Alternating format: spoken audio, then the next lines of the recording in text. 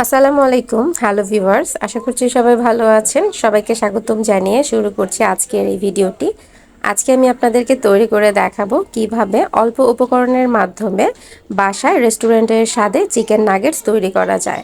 আর এই চিকেন নাগেটসটা খেতে খুবই মজার, বাচ্চারা কিন্তু খুবই পছন্দ করবে।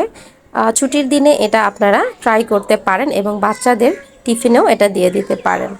আর আজকে আমি দুইভাবে দেখাবো কিভাবে সংরক্ষণ করা যায়, সেটাও আমি এই ভিডিওতে দেখার চেষ্টা করেছি। তো কথা না বলে চলে যাব ভিডিওর মূল প্রণালীতে। তার আগে একটু দেখিয়ে দিচ্ছি নাগেটসের ভিতরটা কীরকম।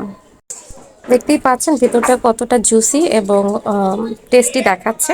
তো চলে যাব মূল প্রণালীতে। শুরুতে আমি এখানে মুরগির যে বোনলেস মাংস আছে বা হাড় ছাড়া মাংস, সেগুলো নিয়েছি।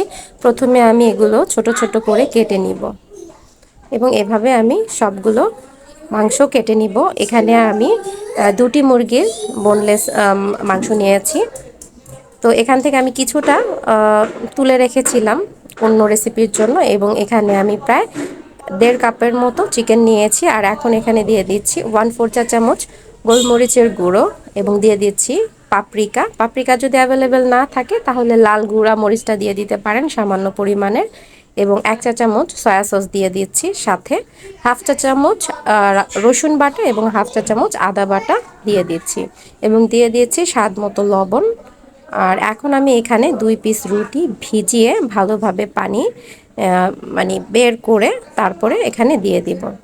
আর এখন আমি একটু ব্লেন্ডারে এগুলো ব্লেন্ড করে নিব। দেখতেই পাচ্ছেন ব্লেন্ড হয়ে গেছে। তো এখন আমি ব্রেড ক্রামসের জন্য এখানে 3 পিস রুটি নিয়েছি, এবং যে জারটিতে নিব সেটা অবশ্যই শুকনো থাকতে হবে। তো রুটিগুলো আমি ছোট ছোট করে নিচ্ছি এবং সবগুলো আমি গ্রেট করে নিব। তো দেখতে পাচ্ছেন কতটা গুঁড়া গুঁড়া হয়েছে, ঠিক এরকম হবে। এখন আমি কিছুটা ফুড কালার মিশিয়ে নিয়েছি, এটা একদমই অপশনাল, চাইলে আপনারা স্কিপ করে নিতে পারেন। তো ভালোভাবে মিক্স করে এটা আমি একটু টেলে নিব।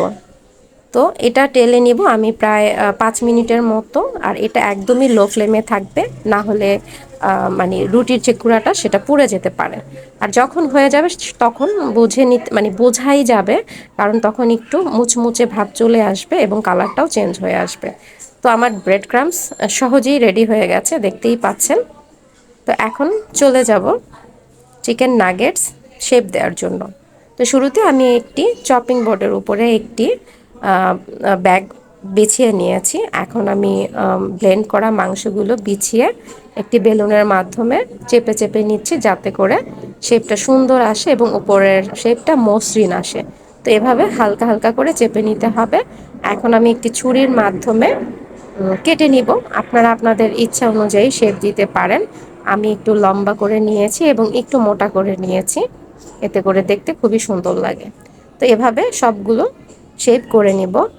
তো এই ফাঁকে একটু ছোট্ট কথা বলে নিচ্ছি, যদি ভিডিওটি ভালো লেগে থাকে ভিডিওতে একটি লাইক করবেন, এবং যারা নতুন দেখছেন আমার চ্যানেলটি সাবস্ক্রাইব করে আমার পাশেই থাকবেন।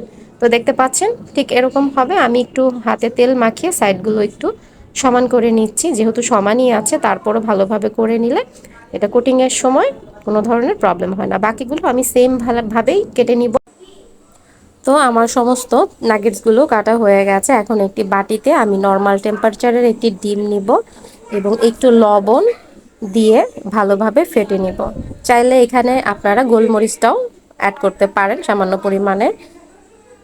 তো ফেটা হয়ে গেলে একটি নাগেটস দিয়ে দিলাম, এটা দিয়ে ভালোভাবে ডুবিয়ে নিতে হবে, এবং অবশিষ্ট ডিমগুলো ঝরিয়ে নিয়ে আমি এই ব্রেড ক্রামসের মধ্যে দিয়ে দিব, এবং ব্রেড ক্রামসগুলো নাগেটসের মধ্যে ভালোভাবে মিশিয়ে নিতে হবে, যাতে করে কোথাও ফাঁকা না থাকে। তো দেখতে পাচ্ছেন আমি হাত দিয়েই করে নিয়েছি। তো এভাবে আমি সবগুলো তৈরি করে নিব। তো সমস্ত নাগেটসগুলো তৈরি হয়ে গেছে, এখন ভাজার পালা।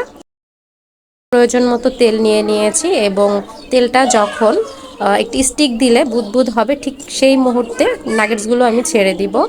আর এই সময় চুলার আঁচ থাকবে একদম লো থেকে মিডিয়াম আঁচে, তা না হলে এটা তাড়াতাড়ি কালার চলে আসবে আর ভিতরটা কাঁচা থেকে যাবে। তো একটু সময় নিয়ে ভেজে নিতে হবে। আমি প্রায় 5 থেকে 7 মিনিটের মতো ভেজে নিয়েছি লো থেকে মিডিয়াম আঁচে বরাবর। ভেজে নিব। তো প্রায় ভাজার শেষের দিকে।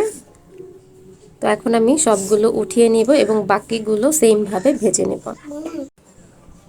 তো দেখতেই পেলেন খুব অল্প সময়ে এবং অল্প উপকরণে রেস্টুরেন্টের স্বাদে চিকেন নাগেটস তৈরি করে দেখিয়েছি।